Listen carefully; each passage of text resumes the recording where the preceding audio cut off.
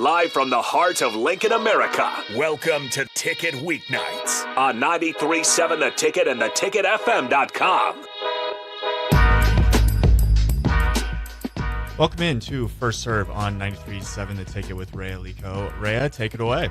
Hey everyone, I'm Reya Lico, and this is First Serve Live. And today I decided I'm going to bring in another teammate.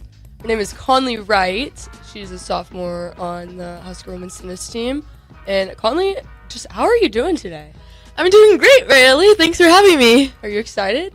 Always, of course. Okay, so today I just kind of wanted to talk about Conley's just bringing up with tennis and different transitions in her career. I thought we'd get a little deeper and start applying it to everyday life because at the end of the day, we are more than athletes.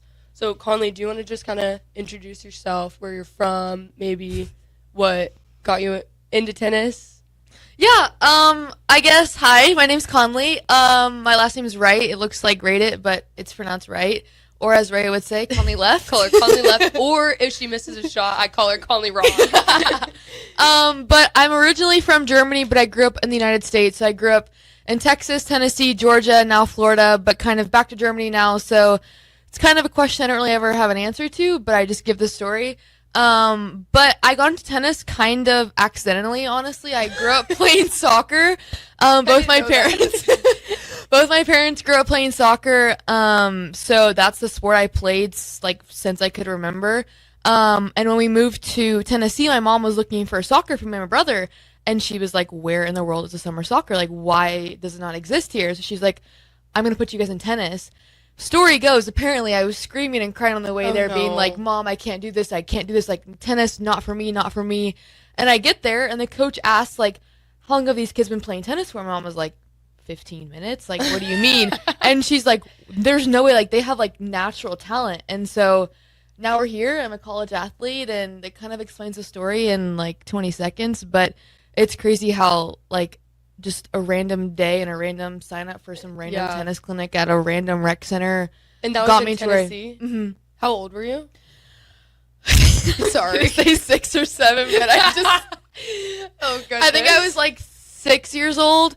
We moved when I was pretty young, but I was like full into soccer at the time, and then that was just kind of like a little hobby I picked up, and then it just... Do you remember like that day, or is it just something? The day at all, I have no memory of. Okay. My mom told me she like bribed me with ice cream afterwards if I stayed the entire time, because she almost turned around, like, it went back home. She was like, "I can't deal with this screaming child any longer." And of course, I don't remember that, but I kind of wish I did, just to like be able to reflect on where I am now.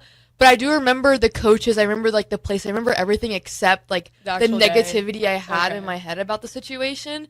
But it's crazy that scenario got me to the place I am So from now. that day, was it like tennis only, or did you like battle between both? No, I kept playing soccer until I was maybe 13 or 14. Oh, wow. I didn't Maybe know that. a little bit younger, like 13-ish. But once I got really serious into tennis, there was like no time for soccer. And I'd either miss like half my soccer games, or I'd like pull out of tournaments, or I would like sign up for tournaments, sign up for soccer tournaments, and like decide last minute. And it was just so complicated with like, first off, myself trying to be a kid and just like live life. And I was I would go to tennis, then go to soccer, then go home, eat dinner, do schoolwork, shower, do the same thing every day. And it was just getting very exhausting. And I wasn't the age where like burnout could have really like been a thing, because I was like 10 years old.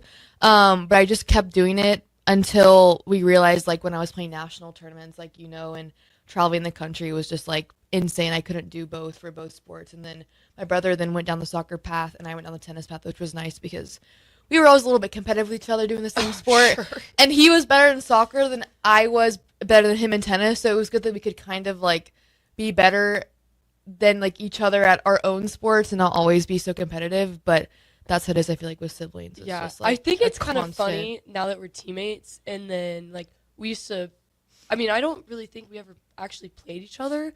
I don't think tournament, so. But Only we in were doubles. always like there. And Conley and I actually did play doubles together one time. We were playing. It's called an ITF. It stands for International Tennis Federation. Ours just happened to be in Delray Beach, Florida, but I mean, anybody from all over the world can come play. We actually played doubles. And we made it like the And semis, we made it didn't to we? the We like semis. did well. It I was was a like- last minute thing. Yeah, it was like I always like knew who she was. and Yeah. we, like obviously had mutual friends, and tennis is like a really small community. Yes. So it was like, it's tiny. I already knew who you were. Like, Yeah. we knew each other. It was like, I remember literally playing with your dad on the clay court. Like, I just remember that. I was like, I just remember playing. And then whenever Herman reached out to me, I was like, yeah, I know that girl. I was like, let me text her. I think you texted me like literally the minute after I hung up the phone with him, and I was like, oh yes, that was of course. quick. He got on it fast. Yeah. So do you want to talk about you were at the University of Tennessee and now you're a Husker. What did that transition look like? And was there like a moment when you were at Tennessee where you're like, oh, maybe this isn't the place for me?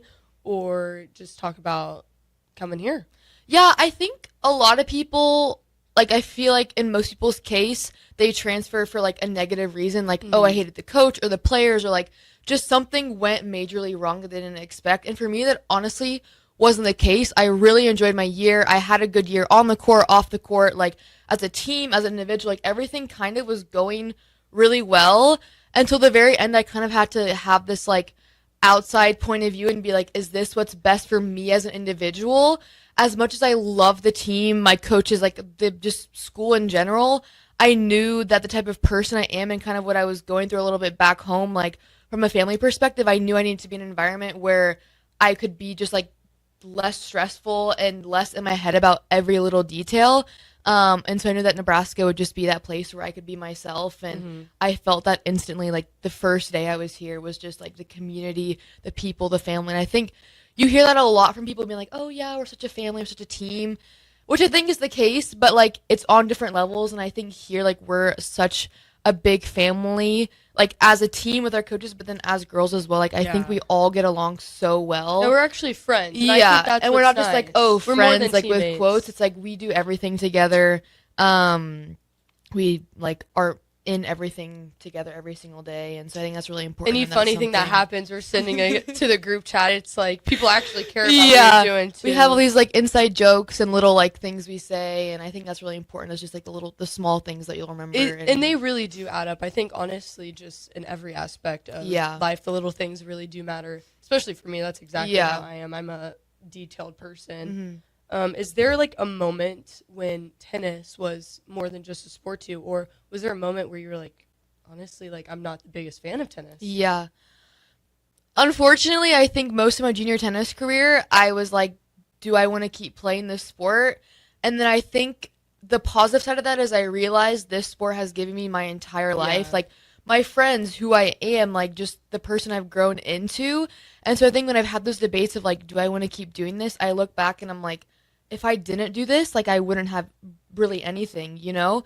And so I think when I would have those negative thoughts about the sport, I'd be like, there's actually so many positives that get like pushed behind the scenes because the negatives just seem to always overtake it like 100% of the time. But then I think once I moved into the college environment and it was a team setting, I was like, this is where I want to be. Yeah, I mean, tennis is hard and it's at being so an individual hard. sport. Yeah, because I feel like junior tennis doesn't give you any sort of glimpse into college. Oh, like not at all. team events kind of do, but even then, like, the one you spring meet the team girls a like year. the day before, the night before, and you Yeah. play doubles with someone you like don't even know, and it's like for the 5 days you're there, the tournament, it's great, but then you never see them again. You never like do anything again with them. And here, like these girls are your sisters for life, and there's gonna be like your bridesmaids in your wedding. Like it just means so much more, and I think that that's really hard about tennis is the junior part of it and the college side of it is like two totally different things. And I think that a lot of people quit the sport early on because they don't realize what's ahead, you know? So yeah, the college environment has really like changed my mindset just about the sport in general. And honestly, since being here, there hasn't been a day where I like don't want to be on court. Yeah. And I think that's really same. similar to you is like, we both just go out there with like a positive mindset. I'm just like, I'm just happy to be here. I'm just out here like I swinging hit the balls balls and I'm like smiling. They're like, you probably should hit in the court. I'm like, I'm just so happy to be here. It's like it's like when you get those like random moments of like telling everybody how much you love them. I feel like that's like me every day. I'm like, I just want to tell everybody how much I care about them, and like it just like honestly like makes me want to cry. I'm like, no, I know. seriously, I remember like, telling you the career. first few weeks, I was like, Reya, I'm surprised I haven't had like tears of joy. And then it happened a few weeks after that because I was just so genuinely happy. That was to me be whenever here. I came here. And I would like stand somewhere and just be like, oh my gosh, like I love this life. Yes. You know? I honestly like whenever I remember talking to you whenever you were transferring, and I feel like I told you, like, I wish I had something negative to say. Yeah. Because sometimes, like, obviously in the portal, it's hard. You don't have as much time, and it's like, oh, is this too good to be crazy. true? I was like, I need to, like, find something Yeah. bad to say because she's going to think I'm lying. But, I mean, clearly, like, it worked out. Yeah. And hopefully the tears of joy are still happening. Yes. But you said that tennis kind of shaped who you are. What do you think you have learned from not just being a tennis player, but just being an athlete in general, like growing up around a super competitive sport and having that mindset? I feel like I grew up around a pretty competitive family to begin with. Like, my parents grew up playing sports. My brother played sports since he was like 10 months old. So I really, like, out of the womb, I've just kind of been an athlete in some type of way, and everything has kind of been like to win or to lose. And I think that can become really hard in life, especially as a tennis player, because You're always gonna you're so Yeah. self-centered in one way too, because you just want success for yourself. So when you go into the real world and you're trying to like do real things and like with the team environment, you're like, wait. I I'm think supposed that's to like the help hardest other part. people Yeah. and do things with other It's people. like, wait, I can still lose a match and somebody else can win, but like, Yeah. we're happy for the team win. But sometimes like it's hard. It's like, like I lost my Yeah. match, but our team won. Like I'm happy, but Yeah. you still feel that like doubt within yourself. Yeah, and I think when people surround themselves with like good teams, that those emotions like don't come like so much like a pendulum. Like, I feel like if you were to lose your match but the team wins, you still feel excitement, but if it's the other way around, like you still feel that same way. And I think that sometimes in environments, players can just like only show one emotion and the other based on like their individual result, because they're so used to that like emotion having to be what they feel, not like Yeah. in a group setting. But yeah, I mean, this sport has been like I mean, it's a very hard sport to begin with. It's very but mentally demanding. yeah, I mean, being and you learn so much Yeah. about things besides like just using a racket to hit a ball. Like, you're dealing with so many emotions and just outside factors that other sports I feel like don't really especially have, when you you're know? on the court, it's just you. Like if you lose, like it's your fault. Yeah. And that's sometimes hard for a Yeah. 13-year-old girl to Yeah. grasp, especially like at the level we were doing it. Yeah. at. Did you do homeschool? No, You I went went to to school? school.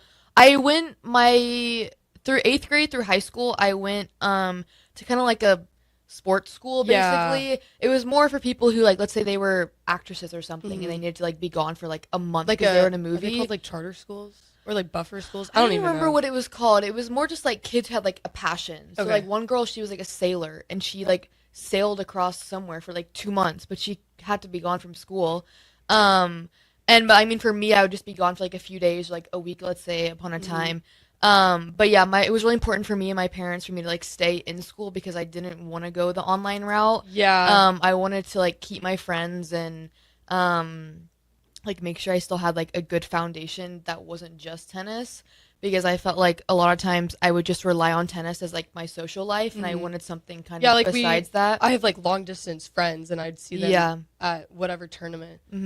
I did online school from the age of 10 till I graduated high school. So Yeah. like I think maybe I was 11, like 6th grade to 12th grade. That's a long That's time. a long And, period of time. Yeah. I mean, it helps now because I'm really good at doing homework in my bed. But but I was fortunate enough that I call them my tennis friends, but they are like my hometown friends. We had obviously the tennis academy that we grew up going to, so that was like I felt like our mini school. Like we were there from 8 o'clock to 4 o'clock, like you would go to school, but the difference is we were playing 4.5, 5 hours of tennis a day. Obviously fitness, and I always added a nap in there in between.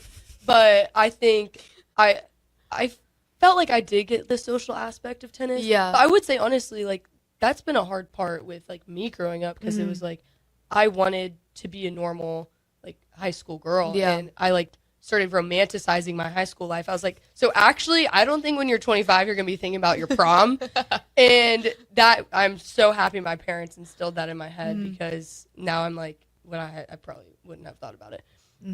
But I think honestly, yeah, like tennis is one of those sports, like it does like shape who you are, and it's definitely like, I don't want to say it's changed my personality, because I've always kind of been the same way. Just never stop talking. But yeah, is there something that has excited you most about being a tennis player? or not even a tennis player, just being an athlete in general, or a specific, not moment, but something that when you think about growing up being an athlete and you're like, that's what I want to tell somebody I did. Like for me, I want to tell people how I went to a boarding school from the age of 10 to 14 to do tennis.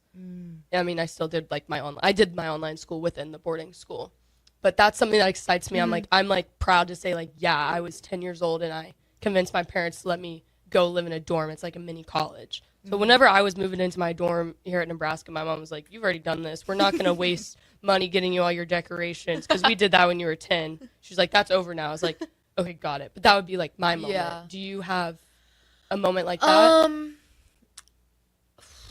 For me personally, not really, because there were times when my parents like, well, do you like ever want to move to Florida, like go to academy? And I was like, no. Like I just knew that yes, I would get better as a player, but I knew that I wouldn't enjoy it as much as if I were just to stay in an environment that I was comfortable being in.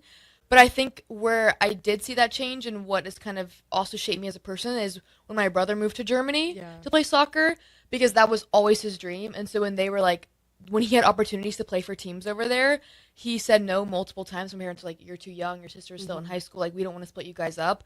And then once I went to college was when he moved over there, and now they're over there. So now that my family lives across the world just for like my brother to play soccer at the highest level possible, it's like that's something where I'm like, dang, like that's happen. That's also dedication. Like honestly, props to your parents for like, I mean, my parents aren't selfish, but I know like some parents wouldn't move for their kid just to be to like, no, I want to stay where I am. It's like keep my job. And, But honestly, props to your parents, and that definitely like speaks loudly about like who you are.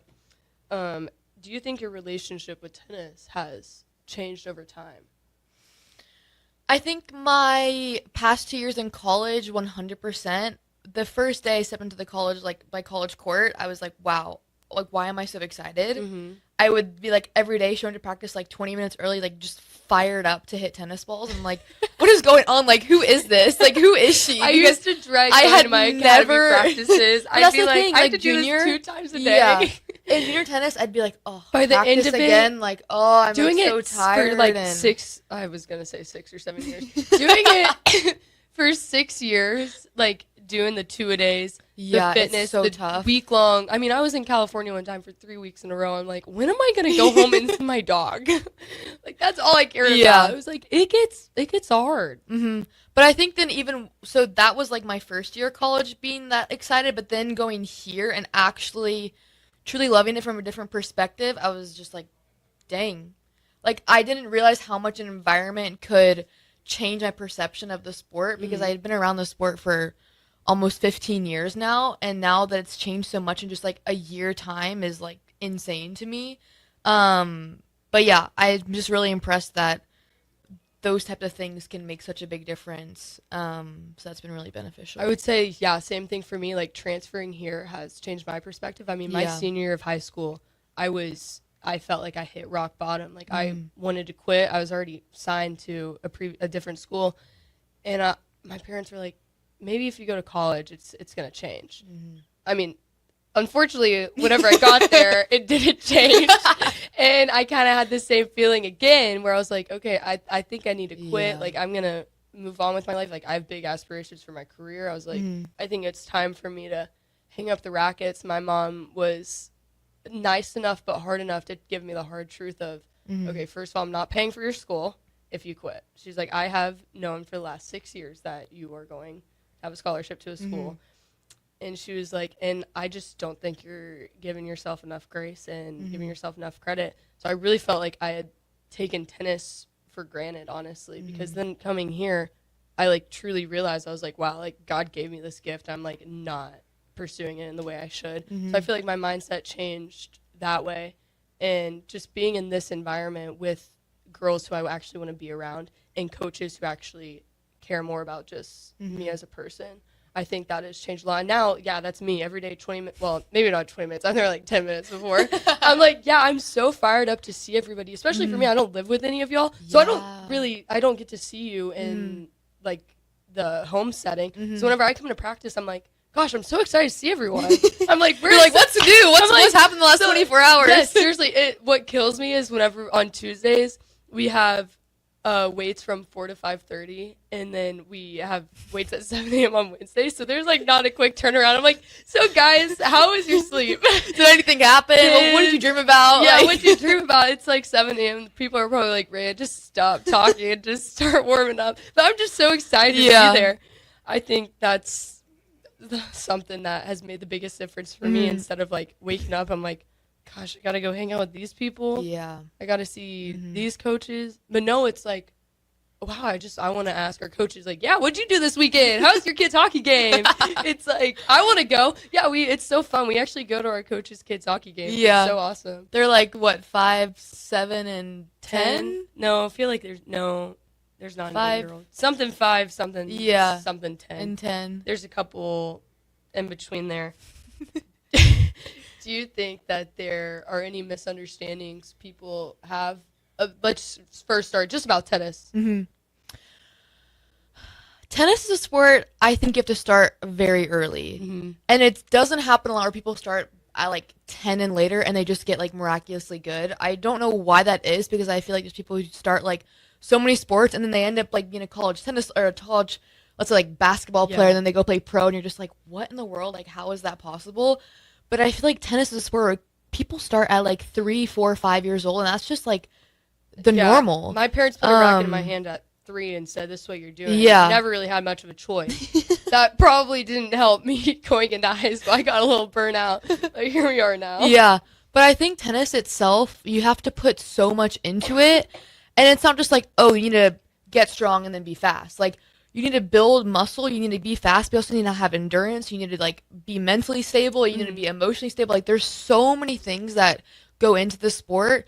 And then when it comes to college, I think we're one of the sports that misses the most days of school, like out of any sport, because we're always traveling every other week and missing at least 2 days of the week. Who knows if our flight gets canceled, we miss Monday as well, or like some random thing happens. But you also can't just show up. Like, we can't practice here, fly here, and then practice on those courts or play the match on those courts. Like, we got to get hours there before, especially going indoor to outdoor. It's a whole it process. Actually does, I feel like, make a big difference. And I think this is actually going to go great. I was going to say, I think tennis players are pretty superstitious. Yes. Do you have any superstitions?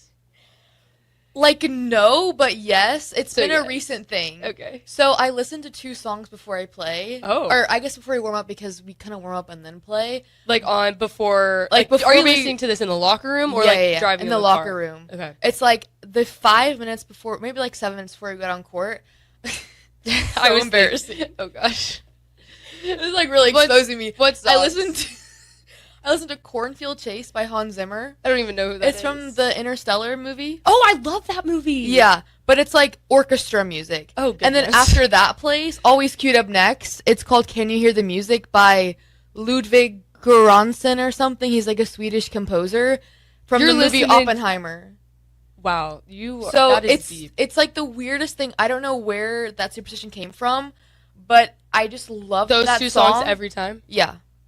What about like on court? Encore, yes. Like, let's say I won the point and I went back to my towel. Okay. And then the next point, like, if I lose it, I don't go back to my towel. Okay. And then, but let's say, like, in between those 2 games, I drink, like, a sip of water, a sip of drip drop, and then water.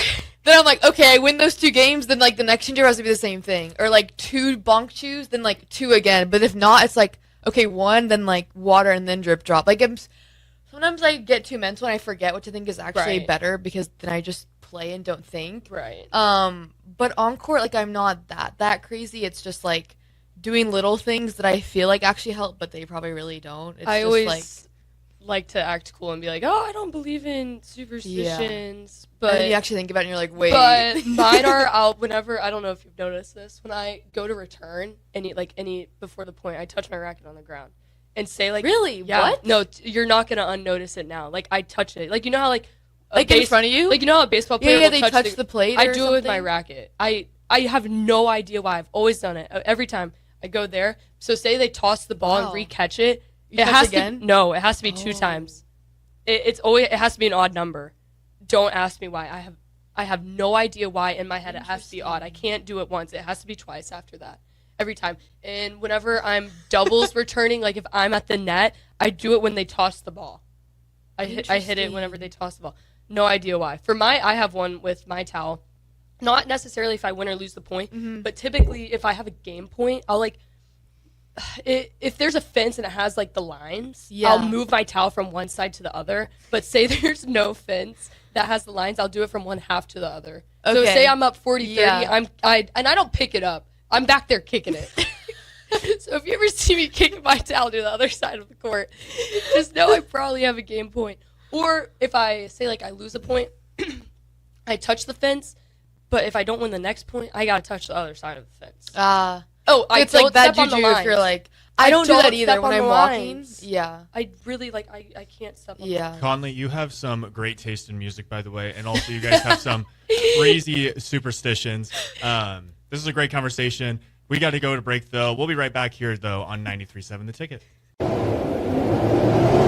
Winter is just around the corner. Is your vehicle ready? Don't get left out in the cold. At A1 Automotive, we prep your car for whatever winter throws your way here in Nebraska. For battery checks, to brake inspections, tires, heaters, whatever your car needs to keep you and your family safe on the road, we've got you covered. A1 Automotive, always honest answers. In a world where Wi-Fi battles rage and bandwidth is never enough, one family dares to connect it all. Work from home, influence all day, stream all night, and game to win. Deadlines, downloads, and dance-offs, all happening under one roof, flawlessly. Can your internet provider do that? Fiber fuel your household at allofiber.com/all-in. Mike, I've been thinking our house could really use a makeover. How about new siding? I've been thinking the same thing. Have you heard of James Hardy? Yes! Sarah down the street had Roofing Service Company install James Hardy siding on their home, and they love it. Roofing Service Company does have great reviews. They took her through the design process and made everything super easy. Roofing Service Company offers expert design and installation. Couple that with James Hardy's durable products and variety of colors, you and your family will love your exterior remodel. Just visit roofingservicecompany.com. That's roofingservicecompany.com. Hey there, this is Paul Scheel, owner of High Electric. I want to thank our friends and loyal customers and introduce High Electric to those looking for a new electrician. We've been serving the Lincoln and Omaha area for over 30 years, from design to install, upgrades, and repair. If you are a homeowner or a small business needing some electrical work, call us at 402-466-6606 or check us out at hyelectric.com. We look forward to hearing from you. Big value and big flavor meet at Wings and Rings thanks to the all-new delicious Duo Combo. This is the one you've been waiting for. Get one half-sized appetizer and 2 entrees with a side for only $19.99. Bring a friend for the best deal in town on any day of the week, during game time, or whenever the heck you want. Their made-to-order wings and chicken sandwiches are waiting for you at their 68th and O and 40th and Old Cheney locations. Stop by Wings and Rings and celebrate every day with the best meal deal in town. Rick Heyman here from Sauter Heyman Jewelers. I want to personally thank our great customers for voting us once again the best of Lincoln. At the same time, we're celebrating our 120th year in business in the great state of Nebraska. You can count on Sauter Heyman for the very best quality, value, and customer service. When it comes to your jewelry needs, visit us at South Point, Grand Island, and the Outlet in downtown Lincoln. Visit us today at sauterheyman.com, and thank you for your continued trust after all these years. It's basketball season, and Salt Mine City is your pregame and postgame headquarters in the Haymarket for craft beers and great food. Get ready for the game with their big, fatty 7-ounce hamburger or try a Reuben sandwich served on Blackstone rye bread. And don't forget their beef or chicken nachos with guacamole, sour cream, jalapenos, and more. Wash it down with one of their 12 beers on tap, including the popular Single Axle Light American Lager. Salt Mine City, your basketball headquarters, now open at 2 p.m. Monday through Thursday and 11 a.m. Friday through Sunday at 8th and R. Sometimes good people make mistakes. When you find yourself in need of an attorney, call Liberty Law Group. The attorneys at Liberty Law Group will defend you in court and protect your freedom to get you the best possible outcome and the justice you deserve. Trust your freedom to Liberty Law Group, the best criminal attorneys in Nebraska and Iowa. Call them today at 877-404-5238. That's 877-404-5238. Or check them out online at libertylawgroup.com. If one of the things running through your mind as a business owner is the recurring worry of possible cyber attacks, you can let out a sigh of relief. Hamilton Business Technologies has you covered. As the official business IT partner of the Huskers, we offer real-time threat monitoring, advanced security protocols, and more to keep your data safe from harm. We care about the success of Nebraska businesses and communities like yours. Learn how we can help you at hamiltonisbusiness.com.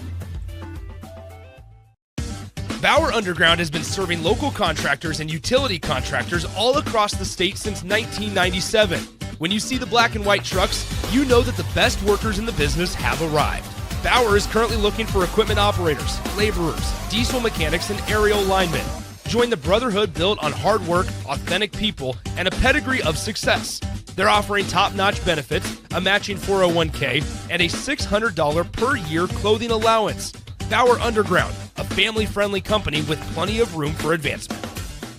Ticket listeners know a dream team when they see one. At Applied Connective, we've been in the game for 20 years and have developed a team of world-class leaders in all things IT. From cybersecurity and Microsoft products to physical security, audio-video, infrastructure, business phone systems, and anything in between. We'll help you leverage technology to become your most secure, efficient, and profitable. Head to our website to check out real reviews and testimonials and sign up for a free tech consultation. We can show you where you might be vulnerable, inefficient, or overspending. It's a game changer, and it's totally free.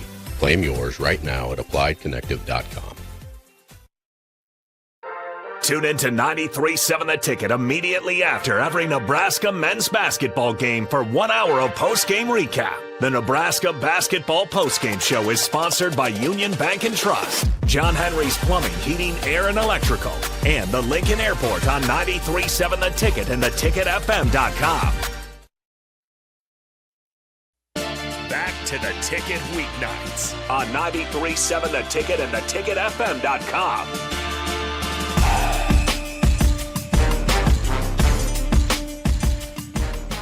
Welcome back to First Serve on 93.7 The Ticket with Reya Lico. Reya, can you talk about just the mental side of tennis with Conley a little bit? I know off air you wanted to introduce just some concepts and ideas of how a lot of people don't understand the mental side of tennis. So I'll let you kind of take it away and just touch on those points. Yeah, I think tennis is a sport that people don't realize is super mentally demanding. I mean, it's kind of looked at as a country club sport and something you just do for fun on the weekends with the girls and have a drink, but unfortunately we don't get to do it like that. Tennis is a sport where you can do every single thing right, but so can your opponent and you can still lose. So Conley, I kind of want to talk about, like, how do you think that applies, like, in real life settings, or how do you handle being on the court? You can play a point perfectly and then next thing you know your opponent hits a winner off of the shot you thought was going to be a winner.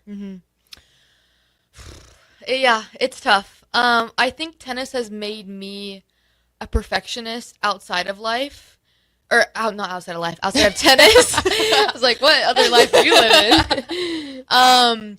Just because, like you said, you want to do everything right. And then outside of life, I'm trying to, like, do the same thing just because I think I'm so used to doing that on the court and trying to implement that. But it is really tough when, like, you feel like you're doing your best and then it's just not good enough. And you always just feel like you're just literally not good enough. And you're like, what am I doing wrong? How do I get better? And it's like, those are those mental humps you have to get over because you sometimes don't see the light at the end of the tunnel. You're like, I don't know what to do. I'm Especially stuck. And as a teenage girl, it's like you never want to feel like you're not good enough. Yeah. Like, that's pretty hard. And I feel like there's just always people beating you and you're beating people. And there's never really, like, a point where you get to the top. It's not like you're in a team sport, like we said earlier, where, if your team's number one in the country and you're winning everything, okay, great. Like, you're still working on things, but you kind of have already succeeded a little bit. And now it's like, well, you're not winning every tournament. It's not really possible unless you're just, like, a total beast. But, like, I feel like that is, like, a 1 in a million type of situation. But, yeah, tennis is tough. How would you, like, because obviously there are some girls out there who have their moments where, like, they're on top of the world. And how would you not, like, how would you say, like, to not, like, compare yourself to the people who are having success? And honestly, not just in tennis, just in general. Like, there are going to be people at times who are doing better than you, how do you get the negative thoughts out of your head and not compare yourself to them? That's tough again. That's a loaded question. I think that for tennis, your coaches are always either watching your opponents, they're watching you to begin with, obviously, but you're always looking at what other people are doing because you're trying to adapt. But at that same time, then you're always comparing yourself to, oh, what am I doing better? Or what are they doing better than me? Or what is this person doing that I can implement into my game? And you're just thinking, like, why can't this just be about myself? Like, why do I have to always look at other people and other things? And I think that sometimes is great, is to, like, let's say watch professional players and be like, okay, do you see how she moves her feet or how she does this or her patterns or whatever? But at the end of the day, I think it just comes down to yourself. And when I was younger, I felt that I was always trying to, like, learn from other people and just, like, do what they were doing instead of be like, okay, I understand what she's doing, but now I'm going to do it, like, not my way, but at least in a way that's beneficial for me, and not just being like, oh, I love Reya serve, I'm going to now serve like Reya. Like, it doesn't work like that. It's like Reya. It's just, it's not that easy just to totally, like, what is it called? Like, merge your game into someone else's, you know? So I think keeping your own path, like, your number one path, but then trying to, like, implement other people or other players, coaches, whatever it may be, is important. But, like, number one is just, like, keep with yourself, like, as much as you can. I think it's also hard because a lot of the girls that we grew up playing with, some of them have really just taken off, and now they're, like, on the pro tour. I'm like wow, doing insanely well. Could that have been me? Exactly. And I think, honestly, like, I mean, I'm definitely guilty of this. Like, social media just really, I feel like, is hard, especially, like, nowadays. And, like, a girl in college, I think, makes that a little tougher. But, I mean, I just always remind myself, like, I am who I am for a reason. Like, God made me the way I am. So, clearly, like, I mean, I want to say there's nothing wrong with me because there's some things wrong with me. But I think it's just important to remind yourself, like, stay true to yourself. And you also, I mean, just in general, like, you don't need to change the way you are just to make somebody else happy. Do you have, like, a mindset when you are behind in a match, or just whether the other girl's having a little bit more momentum and just kind of taking away from you, or if on the scoreboard, like, you are losing, like, what is your mindset and how do you quickly change that, like, resiliency? I feel like we talk about this a lot in practice, is, like, if something's not going your way, kind of find a way to figure it out. And it's a lot easier said than done, obviously. But I think, like, let's say your momentum change or something. Take your time. Like, don't rush. Like, if the girl's on fire and she's going, like, maybe go to your towel or go, like, accidentally, like, knock the ball to the net or something and take, like, a few extra seconds. Like, I know those things sound kind of crazy, but in hindsight, they're actually so beneficial when you kind of, like, just disrupt the momentum a little bit. When it comes to, like, playing style, I think just figuring things out. We were talking about this with our sports, like, the other day, was, like, your A game is not always going to be, like, what you have that especially day. In tennis, you're playing good, like, maybe 20% of the time. And the other days, it's like, what are you going to, how can you do with what you have that day best? I don't even know like, if that what's makes your sense. 100% for that It's day? like, Or this day my something, forehand is crap. So how am I going to work around the point to still utilize my forehand, but focus more on, like, maybe I need to get more backhands, but I still got to use my forehand to set up my backhand. It's like, what can you do best with what you were given that day? I think it changes every single day. And that's something I always remind myself whenever, like, say, like, my mindset isn't as positive as it should be. Like, in our first match, I was down 0-3 within, like, 5 minutes because I, like, didn't start off well. Like, I thought I was hitting the ball well, but it was, like, actually everything that I had been doing well in practice, I felt like wasn't correlating with stuff that day. And I was like, I just had to take a step back. I did start taking my time, which I feel like something for me that I sometimes struggle with is I'm just, like, going. I'm like a squirrel. And I was like, all right, take your time here. Like, focus on, like, I'm hitting my backhand great today. And it's like, what am I going to do to set up my backhand? And I think that's whenever it transitioned for me to, like, where I took the momentum for her in the match. And then next thing I know, she's got the momentum. She took the second set from me after I won the first set. And I think that's what's kind of hard about tennis is there's always, like, momentum shifts because you're not playing your best tennis the entire match. And like I said, it's just you kind of have to work with, like, what you were given on that day. Do you think that people underestimate like how much like the mindset you have with sports like compares to just having natural talent.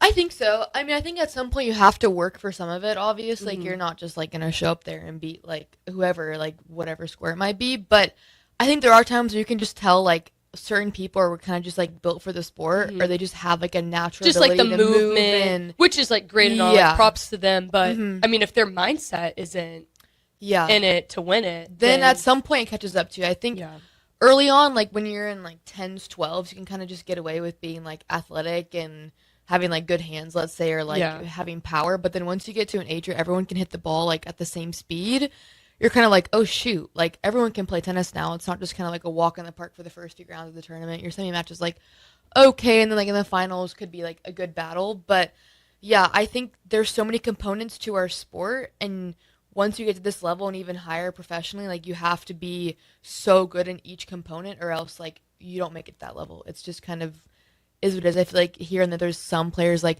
Nick Kyrgios, like is just kind of that 1 in a million where he's just like that doesn't happen. I don't even think he's playing tennis now. Yeah, like he just does it it's for like fun. At some point he just stops because like mentally he just caught up to him, you know? So yeah. Do you think that like obviously can correlate to confidence? So on the topic of confidence, do you think confidence, like where do you think you find your confidence, and do you think that it should come from that? I feel like to start off with, I've been someone who's always struggled with my confidence on the court, and I think sometimes people are like, "What? It doesn't look like it." And I'm like, "What do you mean it doesn't look like it?" Guessed that. And I feel like maybe in college it's gotten better, but at least through juniors, I was like, if I'm not playing well, what am I supposed to like feel good about today? I think that also goes back to the mindset thing. Like, Yes. all right, yeah, I'm not playing great today. What can I do? But obviously that just has to do with growing up and learning more about the game and like the mental side of things. Yeah, and like we said, when you're like 13, 14 and you like don't know what to do on court the day, you're just like, I mean, I can't give up because I'm already out here. It's like and my parents I'm would be down mad a at me. set. Exactly. It's like you've flown across the country or driven 10 hours up north somewhere, and it's just like you have to just kind of make do with what you have that day, like you said earlier. And but when it comes to confidence, like I think, like you said too, finding that thing that you feel good about that day and really focusing on that, because at least you can be confident in that thing and not be like, oh well, my serve's not working, my forehand's not working, well I don't know what else to do. It's like, well no, your backhand's still working, so you can at least make that work. And I feel like usually when you focus on those things, the other things kind of like trickle back a little bit instead of just only focusing on that thing and being like, oh, I'm only gonna use my backhand now. It's like, no, but you know, just finding those little things to where you can have one big like main point, but then going back into the smaller things that you kind of were struggling with earlier, like in a match, let's say, or a tournament or whatever it may be. Yeah, something my parents always told me, which sometimes, I mean, I don't want to say I necessarily disagree, but they always told me like, oh yeah, confidence comes from your preparation. I was like, so like that's great and all, but like I don't really think that that's like fully true. I would say like I haven't necessarily struggled with confidence in the sense of like, oh, if I'm playing bad, it's like kills me. I think my confidence just kind of comes from the like, I just hate losing. And like sometimes I think so much about the losing, I forget that like I have to do things to win.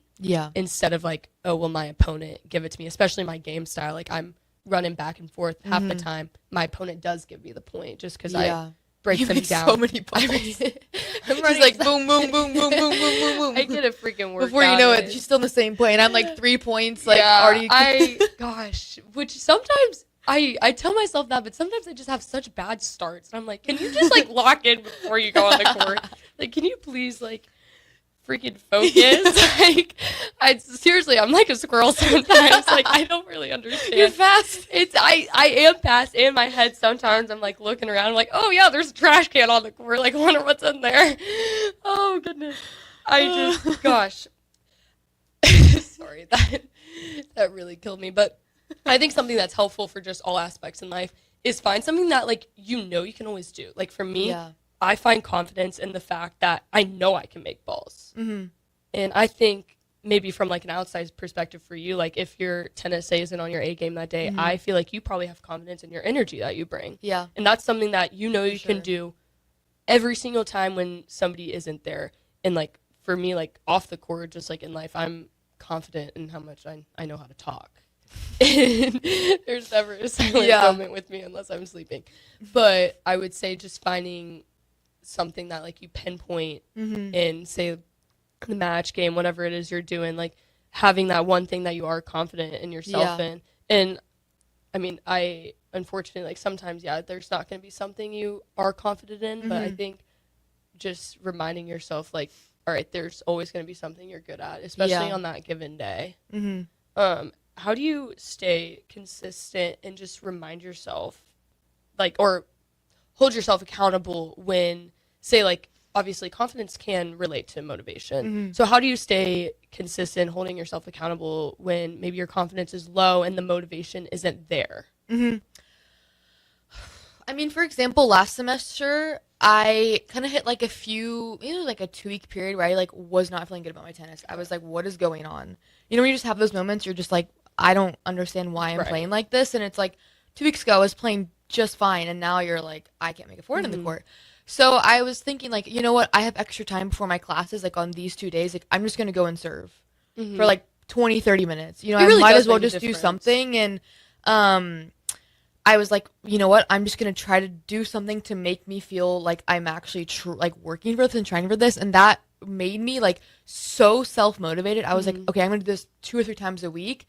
And I would go every, like, let's say Monday and Wednesday for 30 minutes. And like her mom would see me there and be like, oh, like, how's this coming along, doing this, whatever. So I think that those things really would push me. And like when we would be like in actual team practice and I'd be like, okay, this morning I was serving, like what were little things when like I was by myself, like super focused that I can bring into a practice. Maybe the energy's kind of crazy. We have music, everything's happening. And I'm not really like paying fully attention. Yeah, I'm which singing I songs should, while I'm hitting. But it's like, okay, this morning I was like serving bombs, let's say, and now I can't make a serve. Like, what are those little things that I can take from the morning and like replicate right now into this practice, or even if it's like a few days later or something like that. And I think that's something that's really helped me now, and just especially like in college now and this like last semester, this semester, is finding that extra motivation to like keep me going. Because I feel like that wasn't something I really had a lot of in junior tennis, and now that I'm feeling this like surge of like motivation, I'm like, dang, like I really enjoy doing this. Like, let me see how far I can push myself to a certain degree, obviously. So yeah, that's been like my biggest thing, I feel like, this semester. Do you have like any advice for somebody who, say, like they are struggling to feel motivated, or just like in like a couple sentences, like what, like not something that's super loaded, but something that you can constantly remind yourself like throughout the day? I feel like you need to do what you enjoy. If you don't enjoy it, what's the point? Because in 10 years you're going to look back and be like, I hated that. Yeah. And I think I always enjoy serving by myself because I'm just there and I can just be in my own thoughts. And I'm like, okay, if this is something I enjoy doing, I can do on my own, like I'm just going to go do that. And when I started to enjoy it more, I was like, now I enjoy other things more because that has already like reached my highest enjoyment level. So I can now move down like to the other things, if that makes sense. But yeah, biggest thing I think is just find the little things that you enjoy the most and really go with it. Like hone in on those things. And I think that will lead to enjoyment of like everything as a whole. That's awesome. I'm definitely gonna take that with me next time I'm feeling unmotivated. This is so great, and I love talking about the mental side of any sport, especially tennis, and I think you guys are articulating it very well. We got to go to break. Don't go anywhere. We'll be right back on 93.7 The Ticket. Want to make the easy call? Call John Henry's. From leaky pipes to a broken AC, flickering lights to furnace fights, even drains and duct cleaning, we've got it handled. Plumbing, heating, air, and electrical, all under one trusted roof. Proudly serving homes across Lincoln, Omaha, and surrounding areas, and ready 24/7. Visit calljh.com or call John Henry's. 435-5555. John Henry's Plumbing. And electrical. Graham Tire presents life's greatest adventures. Okay, take the worm, put it on the hook. Now bring your pole back and throw it forward. And just let the fish come to you. I got a bite! It's a big one, Dad! Great road trips start with great service. Graham Tire, your tire store next door, with 5 convenient Lincoln locations, getting you to the places that matter most. With UBT, you've got total control over your money. Like Doug, who runs his game day tailgate like a well-oiled machine. I got burgers, brats, chicken, dogs, plus all the fixins'. And with the UBT Go app, I can track my food spending from anywhere. Pro move. They don't call me Grill Sergeant for nothing. No matter your goals, UBT helps you feel good about reaching them. Union Bank and Trust. Member FDIC.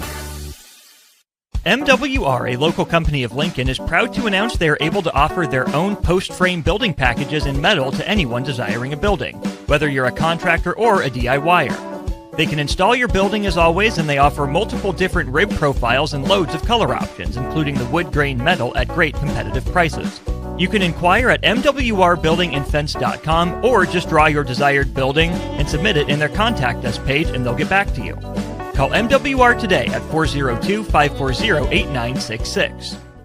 Back Nine Golf in South Lincoln is the premier indoor golf experience in the state. The weather in the winter months is cold, windy, and as unpredictable as a tee shot on the 450-yard par 4. With top-of-the-line full-swing simulators and a PGA teaching professional, Back Nine Golf is there to help you improve your game and lower your score. Back Nine Golf is open to the public with 24/7 access for members. Learn about Back Nine's variety of memberships today and see the facility for yourself at 7501 South 15th Street in Lincoln, just south of 14th and Pine Lake Road. Back Nine Golf, your premier indoor golf and events destination. Are you ready for a new opportunity? Check out Sandhills Global. Join a dynamic team where your skills are valued and your career can soar. We offer full-time positions with a 4.5-day work week, competitive pay, excellent benefits, and a positive work environment. From IT and marketing to sales and finance, we're looking for talented individuals just like you. Apply today at sandhills.jobs and take the first step towards an exciting future. That's sandhills.jobs. Don't wait, apply now.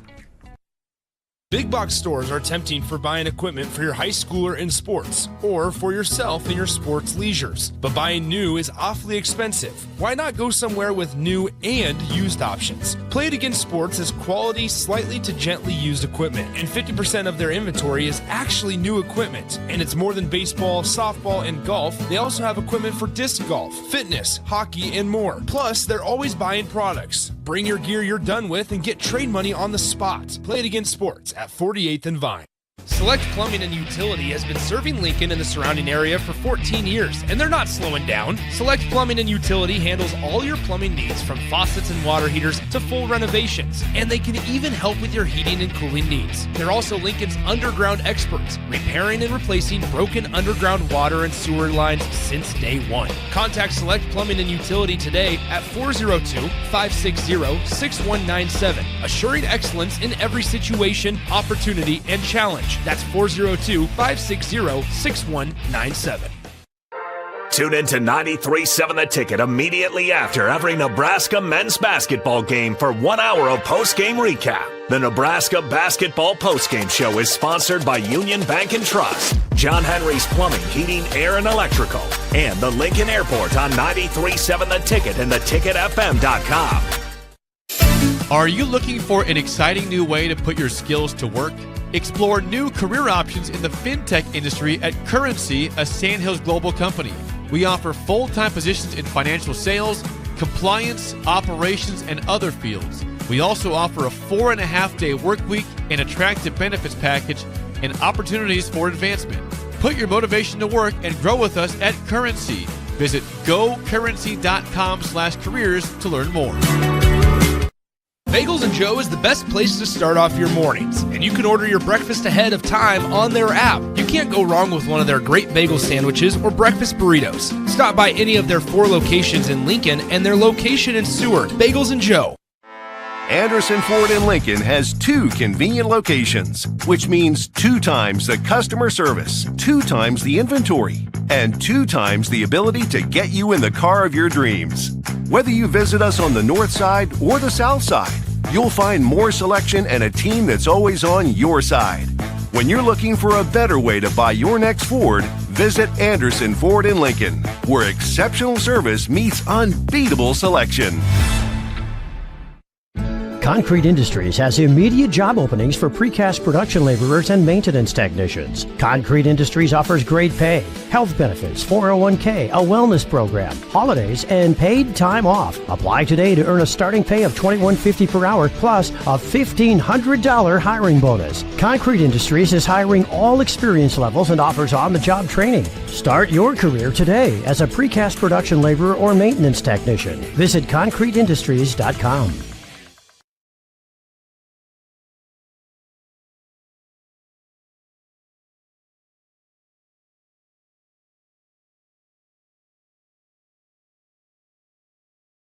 Welcome back to First Serve on 93.7 The Ticket with Reya Lico. Reya, wrapping it up, take it away. All right, first of all, everybody, thanks for listening. I'm so excited that Conley got to join me today with this. She was supposed to be on last week, but she was feeling a bit under the weather. Yeah. So, Conley, what is a word that you would, when you think Conley Wright, what word do you think of? Oh, shoot. Maybe I should be answering this, but I'm going to ask you. I feel like energy yes, that's what and I was like gonna say. optimistic. Yeah, that's exactly what I would say. All right, now to put you on the spot, what's the word you would describe me? Fun. Easy.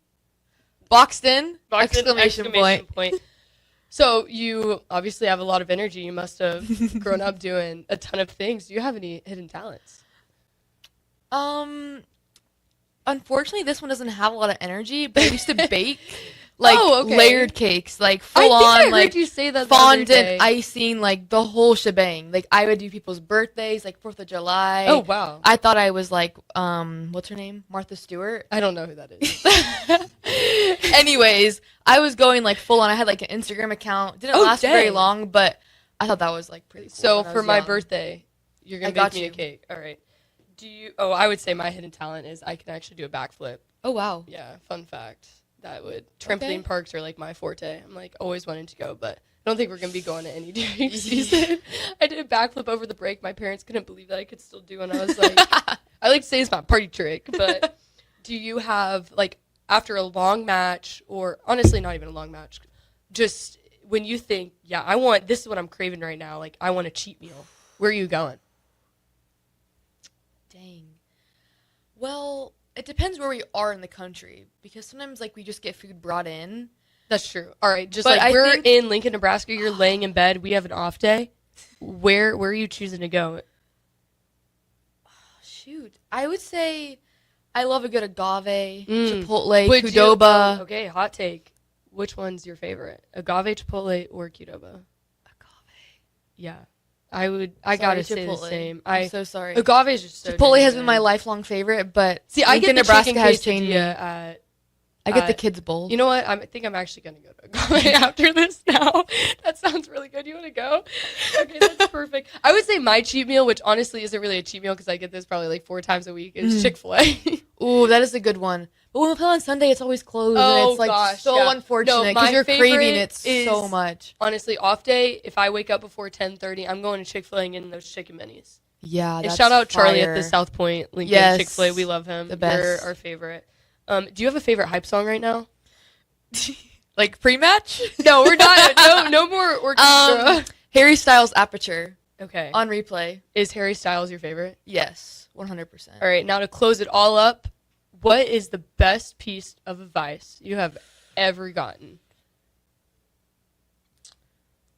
I feel like you only live once. Okay. So make the most out of it. Yeah. And at the same time, what has already occurred has already happened and you can't change that.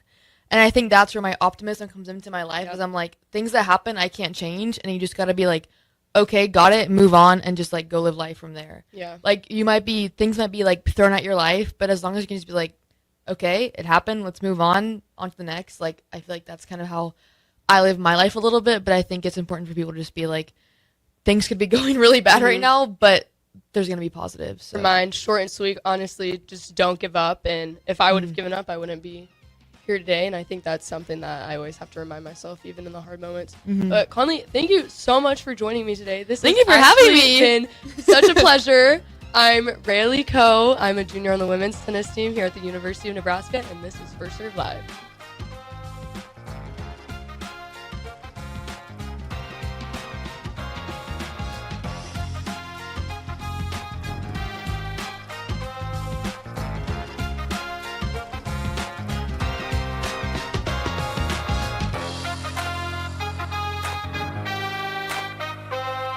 Bye.